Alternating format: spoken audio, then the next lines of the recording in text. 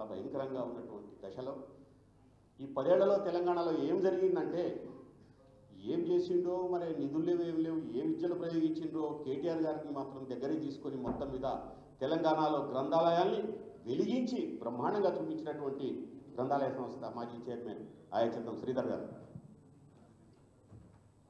సభాధ్యక్షులు గౌరవనీయులు కేటీఆర్ గారు, జగదీష్ రెడ్డి గారు, ఎమ్మెల్సీ దేశపతి గారు, వేదిక మీద ఉన్న పెద్దలందరికీ నమస్కారం. తెలంగాణ ఉద్యమ చరిత్ర మన తరాలకు అందరికీ తెలుసు. కానీ భవిష్యత్ తరాలకు అందకుండా వక్రీకరించే ఒక పెద్ద కుట్ర జరుగుతుంది.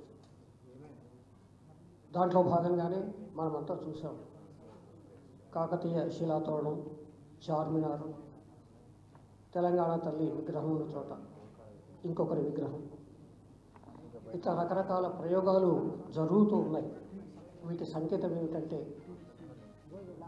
సుదీర్ఘంగా సాగిన 13 ఏళ్ల తెలంగాణ ఉద్యమ చరిత్రను, 10 ఏళ్ల పాటు తెలంగాణలో జరిగిన అభివృద్ధిని తెరమరుకు చేసే ప్రయత్నం ఒకటి జరుగుతుంది. దాన్ని ఢీకోవాలంటే ఇలాంటి పుస్తక ప్రదర్శనలు ఇంకా జరగాలి.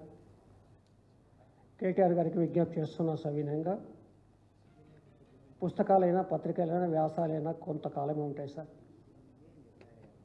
దాన్ని శాశ్వతీకరించే ఒక కార్యక్రమాన్ని మీరు చేపడితే మేమంతా కార్యకర్తలుగా ఉడతా భక్తిగా పనిచేయడానికి సిద్ధంగా ఉన్నాం. జై తెలంగాణ.